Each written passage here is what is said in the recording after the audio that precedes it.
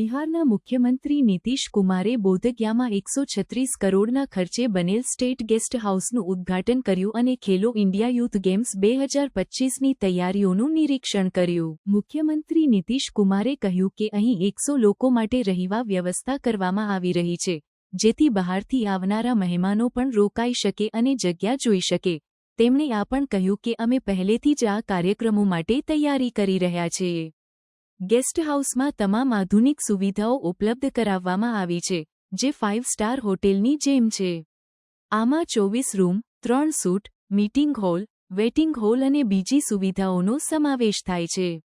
આથી રાજ્ય વિધાયક સત્રની સદીવર્ષ પૂરો પાડવામાં આવેલી કુલ 264 મહેમાનોને રોકાવાની સુવિધા મળશે. મુખ્યમંત્રી ખેલો ઇન્ડિયા યુથ ગેમ્સ 2025ની તૈયારીઓનું પણ નિરીક્ષણ કર્યું અને અધિકારીઓને જરૂરી માર્ગદર્શન આપ્યું. તેમણે કહ્યું કે આ કાર્યક્રમ દ્વારા રાજ્યમાં રમતોને પ્રોત્સાહન મળશે અને યુવાનોને તેમની પ્રતિભા દર્શાવવાનો મોકો મળશે. તેમણે અધિકારીઓ પાસેથી સમયસર તમામ તૈયારી પૂર્ણ કરવાની અપેક્ષા દર્શાવી. આ પહેલથી રાજ્યના રમતગમત ક્ષેત્રમાં વિકાસ થવાનો છે, સાથે જ પર્યટન અને આતિથ્ય ક્ષેત્રમાં પણ વધારો થવાની સંભાવના છે. ગેસ્ટ હાઉસના ઉદ્ઘાટન અને ખેલો ઇન્ડિયા યુથ ગેમ્સ 2025ની તૈયારીઓથી સ્પષ્ટ છે કે રાજ્ય સરકાર બિહારને રમતગમત અને પર્યટન ક્ષેત્રમાં એક મુખ્ય કેન્દ્ર બનાવવા માટે પ્રતિબદ્ધ છે. हम जान के करवाए यहाँ पर एकदम 100 लोगों को, तो उसके चलते बहुत लोग जो बाहर का आएगा वो आकर के रुकेगा, देखेगा. तो हम पहले ही से कर रहे हैं.